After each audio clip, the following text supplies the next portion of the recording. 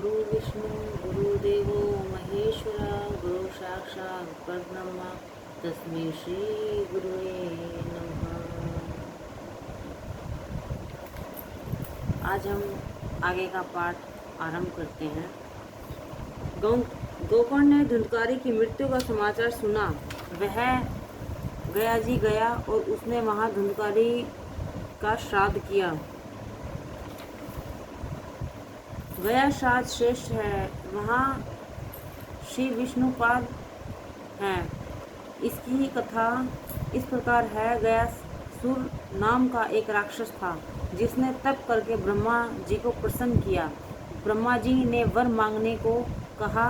तब उसने ब्रह्मा जी से कहा कि आप क्या वरदान मुझे देंगे? आपको कुछ मांगना हो तो मुझसे मांगिए।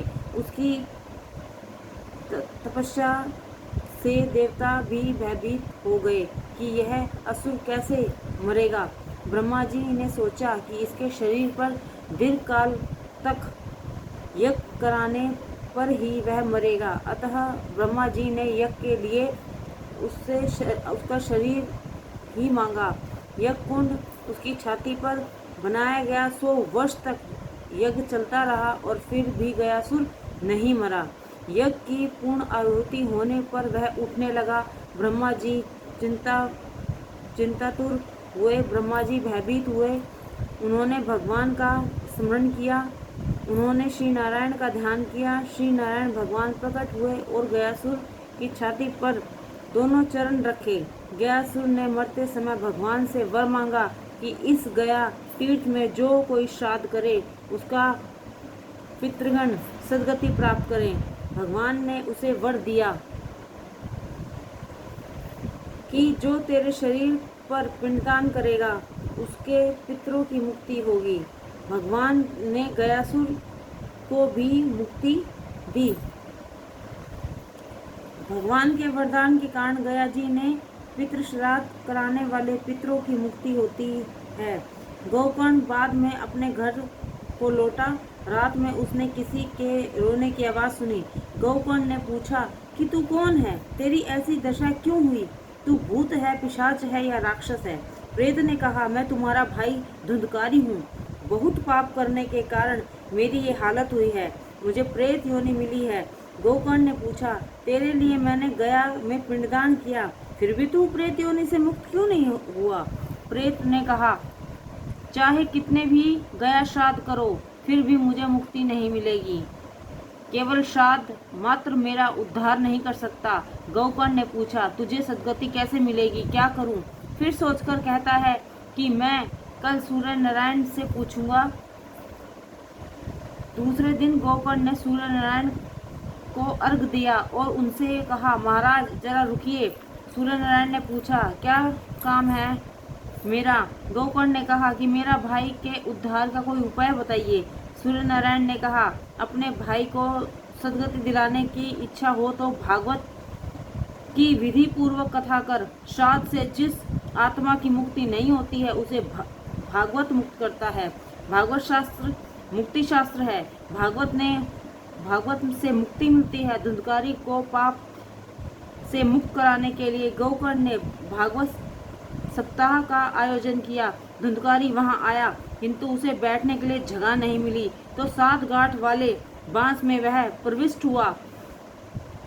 रोज एक के बाद एक गांठ टूटती गई। 7वें दिन परीक्षित मोक्ष की कथा हुई। बांस में से दिव्य पुरुष बाहर निकला। गोकर्ण को प्रणाम करके बोला, भाई प्रेत योनि से तूने मुझे मुक्त किया है।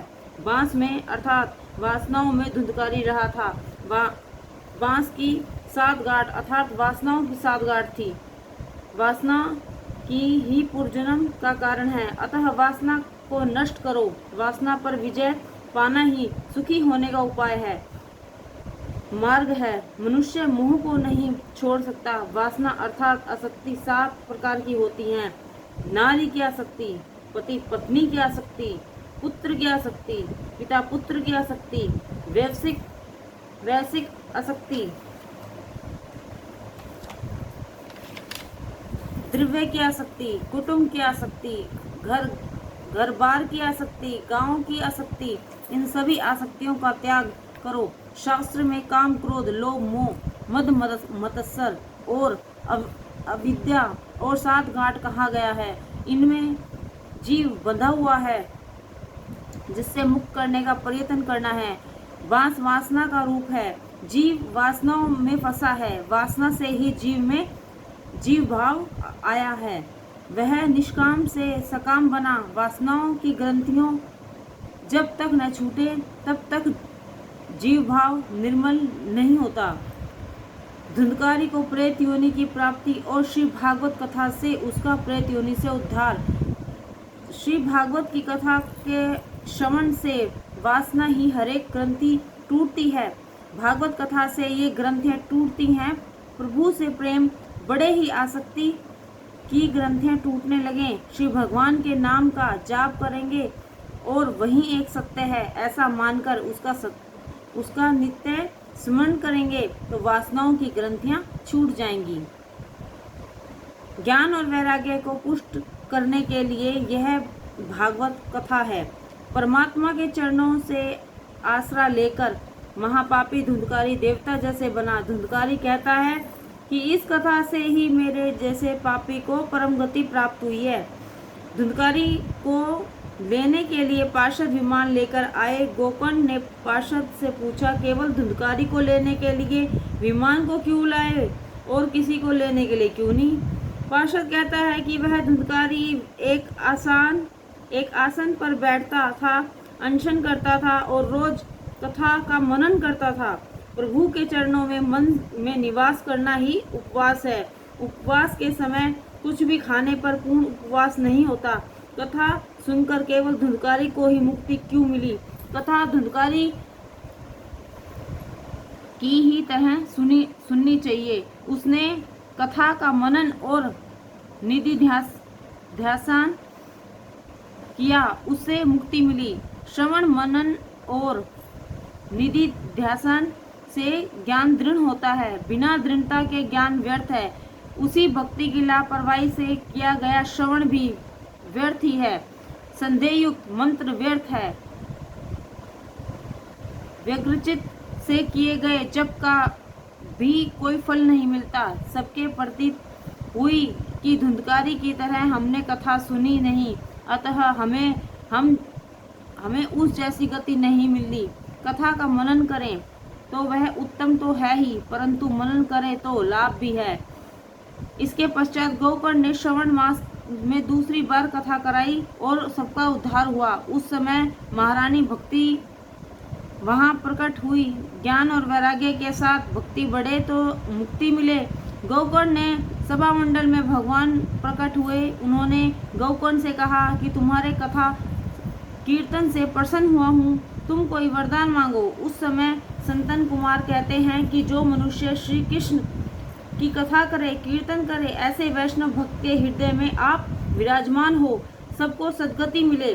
वैकुंठ में जो आनंद मिलता है वही आनंद श्री भागवत कथा से मिलता है, परंतु शर्त यह है कि प्रेम पूर्वक उस कथा का श्रवण किया जाए। कथा श्रवण के समय इस जगत को विस्मृत करना चाहिए। श्री भागवत ऐसा ग्रंथ नहीं है जो मृत्यु के पश्चात ही मुक्ति दिलाए। यह तो मृत्यु के पहले ही मुक्ति दिलाता है। भगवान मुक्ति प्राप्त कराने का शास्त्र है। वेदांत के दिव्य सिद्धांत व्यास जी ने इस महात्म में भी भर दिए हैं। 6ठा अध्याय विधि बताने के लिए श्री भागवत सप्ताह कथा की विधि। भवरोग की औषधि है भागवत कथा, जीव मात्र रोगी है। सबसे दुखदायी रोग है जीव का ईश्वर से वियोग। इस रोग के निवारण के लिए श्री भागवत का आसरा लो। श्री कृष्ण से विरह रूपी रोग को दूर करने की औषधि यह भागवत शास्त्र है। रोग की परिचर्या से समय, आहार विहार आदि के कुछ नियम हमें मानने पड़ते हैं। ऐसा ही कुछ इस कथा के लिए भी जरूरी ही है। शुभ मुहूर्त में कथा का आरंभ होना चाहिए। कथा के वक्ता के लिए भी कुछ जरूरी लक्षण बताए गए हैं। पहला लक्षण है विरक्त भाव। श्री सुखदेव जी जगत से अस्पृश्य नहीं थे, फिर भी निर्विकार से थे। हम भी जगत में रहते हैं, देखते हैं, परंतु हमारी आंखें विकार रहित नहीं हैं। श्री सुखदेव जी भ्रम दृष्टि वाले थे। प्रत्येक स्त्री पुरुष को वे भेदभाव से देखते थे। प्रत्येक नर नारी को भेदभाव भगवत भाव से देखो। सूत जी सावधान करते हैं। क्या अर्थ है वैराग्य का? उपभोग के लिए अनेक पदार्थ सुलभ होने पर भी मन उनके प्रति आकर्षित न हो, वही वैराग्य है। जगत का त्याग करने की कोई आवश्यकता नहीं है, किंतु भोग दृष्टि से देखने का त्याग करना है।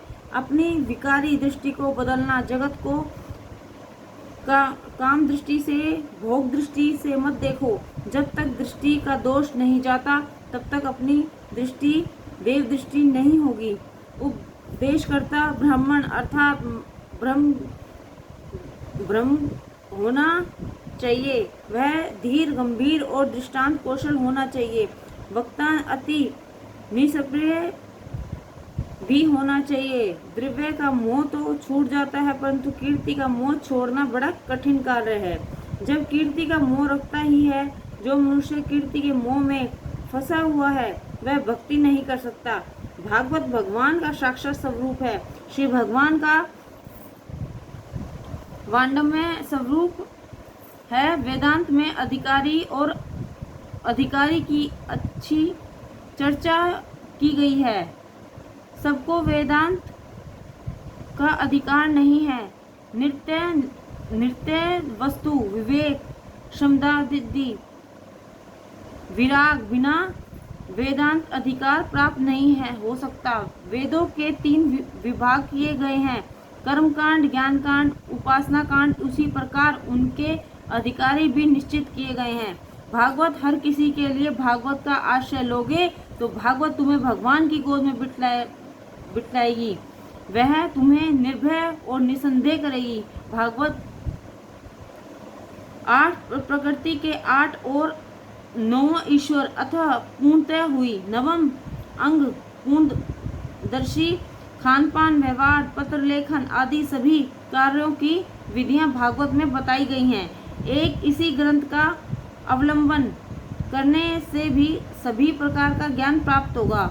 यह ग्रंथ पूर्ण है। भागवत भगवान नारायण का ही स्वरूप है। जगत और ईश्वर, जीव और जगत, जीव और ईश्वर आदि की से संबंधित ज्ञान भागवत से प्राप्त होगा।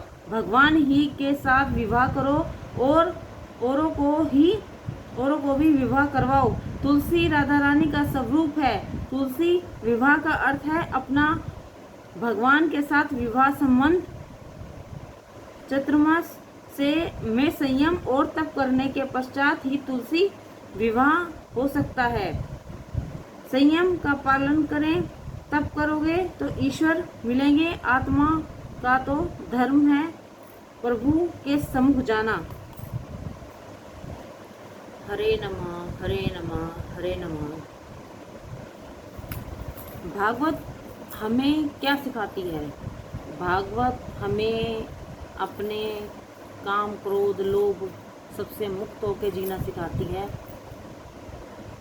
जो इंसान नास्तिक से नास्तिक भी होता है, वो इस ग्रंथ को पढ़ने के बाद आस्तिक बन जाता है और उसकी परमात्मा में जो विश्वास होता है वो दिन पर दिन दृढ़ होता जाता है।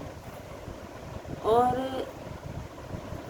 जो ये भागवत है, भागवत में इंसान अगर सोचे तो जीवन का सारा सार इसी में छुपा हुआ है। इंसान अपनी ज़िंदगी में कभी भी कुछ पाने के लिए कुछ ऐसे पाप कर दिया करता है जिसका उसे जरा भी अनुमान नहीं होता है कि वो पाप उसके लिए किस हद तक ऊपर जा कर के सज़ा का वो हकदार बन जाएगा। तो इंसान को इसलिए अपनी ज़िंदगी में सोच समझ करके हर चीज़ पर काम करना चाहिए और भागवत ज़रूर पढ़नी चाहिए और सुननी चाहिए। अब प्रथम स्कंद का कल से पाठ होगा। पूरी भागवत आपको सुनाई जाएगी। आप सबसे अनुरोध है कि कृपया करके आप इस भागवत का, श्रीमद् भागवत का ध्यान से सुनिए और अपने जीवन में जितनी भी बातें बताई जाएंगी उनको धारने की कोशिश कीजिए, क्योंकि सबके लिए कलयुग मुंह फैलाए बैठा है। और अगर जिस इंसान को अपनी मुक्ति चाहिए उसको अपनी इच्छाओं का अंत करना पड़ेगा। और जो इंसान भागवत पढ़ता है अथवा सुनाता है उस इंसान को स्वयं परमात्मा द्वारा विमान भेजा जाता है उसके लिए, उसको कभी भी यमराज देने के लिए नहीं आते हैं। इसी के साथ कल से श्रीमद् भागवत रहस्य का प्रथम स्कंद शुरू होगा। जय श्री कृष्ण।